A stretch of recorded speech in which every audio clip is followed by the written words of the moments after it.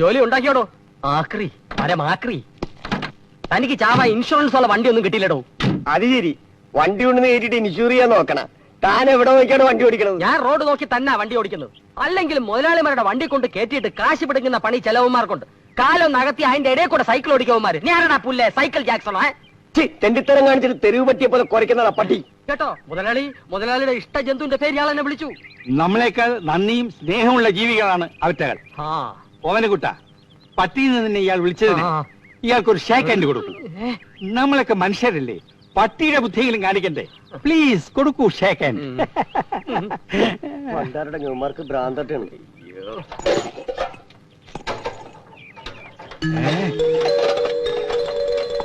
ഓവനക്കുട്ട, ഇത് നമ്മുടെ സുധർമ്മയുടെ വീട്ടിലിരുന്ന പ്രതിമയല്ലേ? ആണോ? അതെ, ആണിന്റെ തന്നെ. അതല്ലെന്ന്, നേരാണോന്ന് ഒന്ന് കണ്ടോട്ടെ. ശരിയാ മുതലാളി, യാതൊരു സംശയം വേണ്ട. ഇതാ നമ്പ്യാർ സാറിന്റെ വീട്ടിലെ ഷോക്കേസിൽ ഇരുന്ന പ്രതിമയാ മൊട്ടത്തലേൻ. അപ്പോ ഇതും ഓട്ടിച്ചുകൊണ്ട് വരുന്ന വഴി വെപ്രാളത്തിന് കാറിന് മുമ്പിൽ അങ്ങ് വീണു അല്ലേ? തോന്നിയാസം പറയരുത്.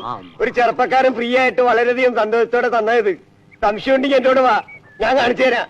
ഒരു സംശയമില്ല, ഓട്ടിച്ച് തന്നെ. ഓമനക്കുട്ട, ഇടുക്കണ പ്രതിമ കൊടുക്കണാരി.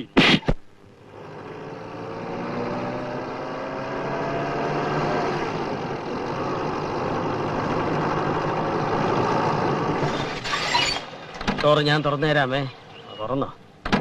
അത്രയും ജോലി കുറഞ്ഞു. ഓമനക്കുട്ട, അവ പറഞ്ഞതുപോലെ ഇവിടെ തന്നെ നിൽക്ക്. അവൾക്കൊരു സസ്പെൻസ് ആയിക്കോട്ടെ, ഒരു ത്രില്ലറും കൂടെ ആയിക്കോട്ടെ. ശരി, ഞാനിവിടെ നിന്നോളാം. ശരി. സുധർമ്മേ, ഇവിടെ ആരുല്ലേ മോളെ? വന്നോ? അച്ഛനാ, ഇരിക്കൂ അച്ഛാ. ദേ മക്കളെ, അപ്പൂപ്പൻ വന്നിരിക്കുന്നു. എന്താ അച്ഛാ കഴിഞ്ഞ ആഴ്ച വരാത്തത്? എന്ത് പറയാനാ മോളെ, നമ്മുടെ ക്ലിയോപാട്ര പ്രസവിച്ചു. എന്താ പട്ടികളെല്ലാം സുഖമായിരിക്കുന്നോ? എല്ലാ പട്ടികളും നിങ്ങളെ പോലെ നല്ല സ്മാർട്ട് ആയിട്ടിരിക്കുന്നു. ഞാൻ ഇപ്പൊ വന്നേ ഉള്ളൂ. അമ്മാവനയച്ച ജോത്സ്യം കേമം തന്നെ സമ്മതിച്ചു. അത് പിന്നെ നിങ്ങൾക്കൊരു പ്രശ്നം വന്നാൽ എന്റെ പട്ടികൾക്കൊരു പ്രശ്നം വരുന്നത് പോലാ. മുത്തശ്ശൻ കഴിഞ്ഞ ജന്മത്തിൽ ഏതിനം പട്ടിയായിരുന്നാവോ? എന്റെ മുഖം കണ്ടിട്ട് ജർമ്മൻ ഷെപ്പേർഡിന്റെ ഒരു ചായ ഉണ്ടെന്നാ ജനീവയിലെ ഡെങ്കിൾ സാഹിബ് പറഞ്ഞത്. പക്ഷെ പെരുമാറ്റമൊക്കെ കണ്ടാൽ ഒരു കൊച്ചു പാമറേനിയന്റെ പോലെ. മതി മതി മതിയാക്ക്. അതിരിക്കട്ടെ, നിങ്ങൾ എല്ലാവരും കൂടി ഇന്ന് രാവിലെ പുറത്തെവിടെയെങ്കിലും പോയിരുന്നു? ഇവന്മാരും പുറത്തു പോയിരുന്നു, പക്ഷെ ഞങ്ങൾ ഇവിടെ തന്നെ ഉണ്ടായിരുന്നു. നീ പുറകു വശത്തെ കഥ കടക്കാതെ ടി വി കണ്ടോണ്ടിരുന്നു അല്ലേ? അയ്യോ, ഇന്ന് ടി വി ഓൺ ചെയ്തത് പോലില്ലല്ലോ അച്ഛാ. നിങ്ങൾ അറിയാതെ ഈ വീട്ടിൽ നിന്ന് ഒരു സാധനം മോഷണം പോയിട്ടുണ്ട്. എന്റെ ഈശ്വരാ, സേഫ് തുറന്ന് എന്റെ ആഭരണങ്ങളും കൊണ്ട് വല്ലവനും പോയോ? പേടിക്കണ്ട, ദൈവാധീനം കൊണ്ട് സംഗതി തിരിച്ചു കിട്ടിയിട്ടുണ്ട്. പട്ടാപ്പകൽ മോഷണം നടക്കുമെന്ന് ഇനിയെങ്കിലും നീ മനസ്സിലാക്കണം. ഓമനക്കുട്ട, അതും കൊണ്ടുവരും.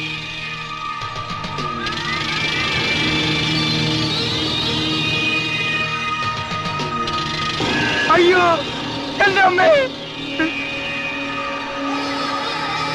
ഇതാണോ?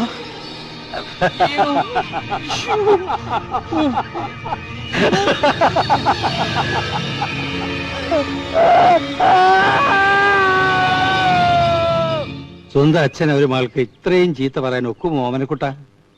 പക്ഷെ നമ്പ്യാർ ഒരക്ഷരം മിണ്ടിയില്ല കേട്ടോ. ബോധം തെളിഞ്ഞാലല്ലേ മിണ്ടാൻ പറ്റൂ. തെളിയുന്നതിന് മുമ്പ് മുതലാളി വിളിക്കിറങ്ങിയത് നന്നായി. ഈ സാധനം ഇത്ര കുരുത്തം കെട്ടതാണെന്ന് ഞാൻ അറിഞ്ഞു. അവര് പറഞ്ഞ കഥകൾ വെച്ച് നോക്കുമ്പോ സാറിനെ ചീത്ത മാത്രം പറഞ്ഞാ പോരാ. ആ കൊച്ചുമോൻ പ്രതിഭ അപ്പൂപ്പനായതുകൊണ്ട് മാത്രമാണ് പിടിച്ച് കശക്കാതെ വിട്ടത്. ആക്രിയുടെ കയ്യിൽ നിന്ന് ഞാൻ പ്രതിമ വാങ്ങിച്ചപ്പോ നീ എന്റെ മുഖം ശ്രദ്ധിച്ചോ? പിന്നെ ശ്രദ്ധിച്ചു. സന്തോഷം കൊണ്ട് സാറിന്റെ മുഖം ബുൾഡോഗിനെ പോലിരുന്നു. അതാ മുഖഭാവം മാറിയത്. അനർത്ഥങ്ങൾ പലതും ഉണ്ടാവും. ഇത് ഒഴിവാക്കാതെ ഞാൻ ഇനി വീട്ടിലേക്കില്ല. വമ്പിച്ചാടായ വിൽപ്പനയും സോപ്പ് ചീപ്പ് കണ്ണാടി മുതൽ നിങ്ങളുടെ ഭവനത്തെ അലങ്കരിക്കുന്ന പ്രതിമകൾ വരെയുണ്ട്. പ്രശസ്ത സിംഗപ്പൂർ ശില്പിയായ ഗസ്റ്റോ ഗൽബോർഡ് ഗുണോസ്കിയുടെ മനോഹരമായ കരവിരുതിന്റെ അത്ഭുതകരമായ മാൻഡ്രക്കിന്റെ പ്രതിമ. കടന്നു വരൂ. നിങ്ങളുടെ കുടുംബത്തിൽ ഐശ്വര്യവും ഉയർച്ചയും ഉണ്ടാക്കാൻ പോകുന്ന ഒരു പാവം പ്രതിമ സന്തോഷത്തോടെ ഏറ്റുവാങ്ങാൻ വന്നട്ടെ. കടന്നു വരൂ.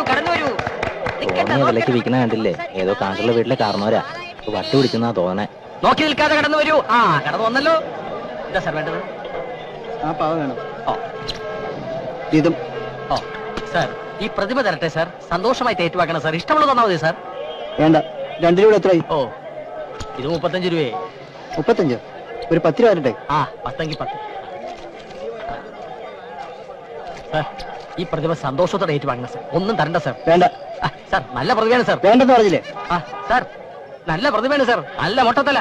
വമ്പിച്ചാതായ വിൽപ്പനയും. കടന്നു വരൂ, കടന്നു വരൂ. പ്രശസ്ത പേര് മറന്നുപോയല്ലോ.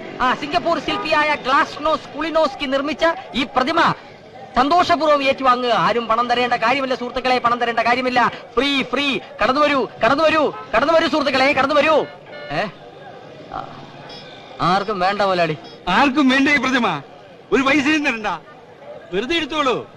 പൈസ തരണ്ട, ഒന്ന് ഒഴിവാക്കി തരൂ പ്ലീസ്.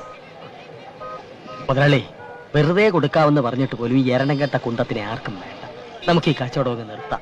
ഇതിനെ മുതലാളിയുടെ പട്ടികൾക്ക് കളിക്കാൻ കൊടുക്കാം. പട്ടി എന്റെ പട്ടികളെ പറയുന്നോടാ? എന്നെ പട്ടിയെന്ന് വിളിച്ചത് എല്ലാം ചുരുട്ടി എടുക്കട്ടെ. ഓ എടുക്ക.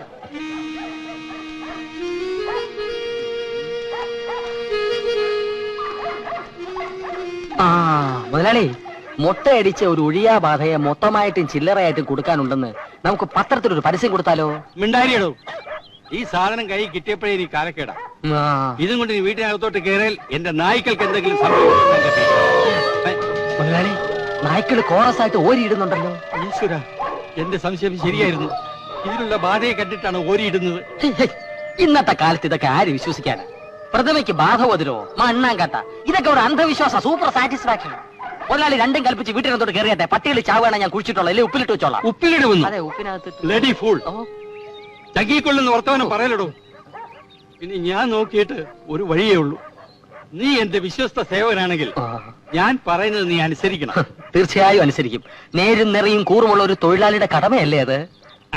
എന്നാൽ നീ ഇത് സന്തോഷമായിട്ട് സ്വീകരിച്ചാട്ടെ. മുതലാളി, പട്ടികളെ രക്ഷിക്കാൻ പട്ടിണി പാവമായി പണിക്കാരനിട്ട് തന്നെ പാര പണിയണം. നിനക്കിതിലൊന്നും വിശ്വാസമില്ലെന്നല്ലേ പറഞ്ഞത്? പിന്നെന്താ എന്ന് ഞാൻ പറഞ്ഞു. പറഞ്ഞു പറഞ്ഞടാ. പറഞ്ഞു. എന്നാലും ഇത്ര അനുഭവിച്ച സ്ഥിതിക്ക് ഇതിനെ എനിക്ക് സന്തോഷപൂർവ്വം സ്വീകരിക്കാൻ പറ്റുമെന്ന് തോന്നുന്നില്ല.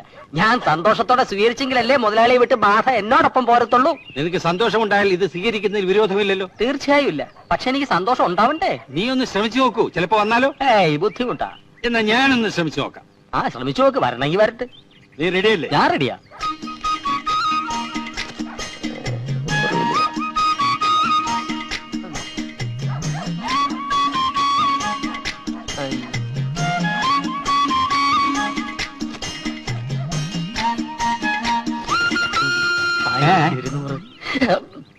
പണം ഒരു പിശാചാണെന്ന് പറയുന്ന ഇതുകൊണ്ടാ. ഹരിതാത്തതൊക്കെ ചെയ്യിക്കാൻ അതിന് വിരുത് കൂടും. റഷ്യയിൽ ആരോ പറഞ്ഞതുപോലെ മുതലാളിയുടെ സന്തോഷമാണ് തൊഴിലാളിയുടെ സന്തോഷം. ഇനിയിപ്പൊ ഇവിടെ ഈ വാടക വീട്ടിൽ ഒറ്റത്തടിയായി കഴിയുന്ന എന്റെ സന്തോഷം ദുഃഖമായാലെന്ത്? പിന്നെ ഭാര്യ, അവക്ക് ജീവിക്കാനുള്ളതുണ്ട്. നിനക്കും ഭാര്യയ്ക്കും ഒന്നും സംഭവിക്കില്ല. ഇനി അഥവാ എന്തെങ്കിലും സംഭവിച്ചാൽ നിനക്ക് ഞാനുണ്ട്, എന്റെ പണമുണ്ട്, എന്റെ സ്വാധീനമുണ്ട്. ഇതൊക്കെ വെറും അന്ധവിശ്വാസമാണെന്ന് ഈ ഓമനക്കുട്ടൻ തെളിയിക്കും മുതലാളി. നീ ഇതും പിടിച്ചോണ്ട് ഇവിടെ നിന്ന് തെളിയിക്കാൻ ശ്രമിക്കണ്ട. വീട്ടിൽ പോയിക്കോ. ശരി, ചത്താ ഞാൻ നാളെ വരാം. അല്ല, ചത്തില്ലെങ്കിൽ ഞാൻ നാളെ വരാം. അയ്യോ, നാളെ വരണ്ട, മറ്റന്നാൾ വരണ്ട. ഇപ്പൊ ബാധ നിന്റെ കൂടെയാ. ഇനി നീ ഓടിക്കുന്ന വണ്ടി ആക്സിഡന്റ് ആവും. ഞാൻ ഇനി വേറെ ഡ്രൈവറെ വെച്ചോളാം. അപ്പൊ മുതലാളി എനിക്ക് പണം തന്നെ സന്തോഷിപ്പിച്ചത്? തന്ന പണം പിരിഞ്ഞു പോകാനുള്ള അലവൻസ്. ഇത് ചതിയാണ്, കൊടും ചതി. മുതലാളിയെ രക്ഷിക്കാൻ വേണ്ടി ശ്രമിച്ച എന്നോട് ഇത് വേണ്ടായിരുന്നു. നിന്റെ കയ്യിൽ നിന്ന് മറ്റാരെങ്കിലും സന്തോഷപൂർവ്വം ഇത് സ്വീകരിച്ചു എന്ന് എനിക്ക് ബോധ്യപ്പെട്ട് കഴിഞ്ഞാൽ പിറ്റേന്ന് മുതൽ നീ ജോലിക്ക് വന്നോളൂ. എനിക്കൊരു വിരോധമില്ല. എന്റെ പട്ടി വരും. എന്നാൽ നിന്നേക്കാൾ സ്നേഹത്തോടെ ഞാൻ അതിനെ വളർത്തും. മുതലാളി ആലോചിച്ചിട്ടാണ് പറയുന്നത്? അതെ, ആലോചിച്ചിട്ട് എന്നാ പറഞ്ഞു? ബാധ എന്നൊക്കെ പറയുന്നത് സത്യമാണോ? ഈ മാരണം കൈ വന്നതോടുകൂടി എന്റെ പണി തീർന്നു. ദൈവമേ, വിശ്വസിക്കാനും വയ്യ, വിശ്വസിക്കാതിരിക്കാനും വയ്യ. എന്തെങ്കിലും ഒരു പോംവഴി കാണണം.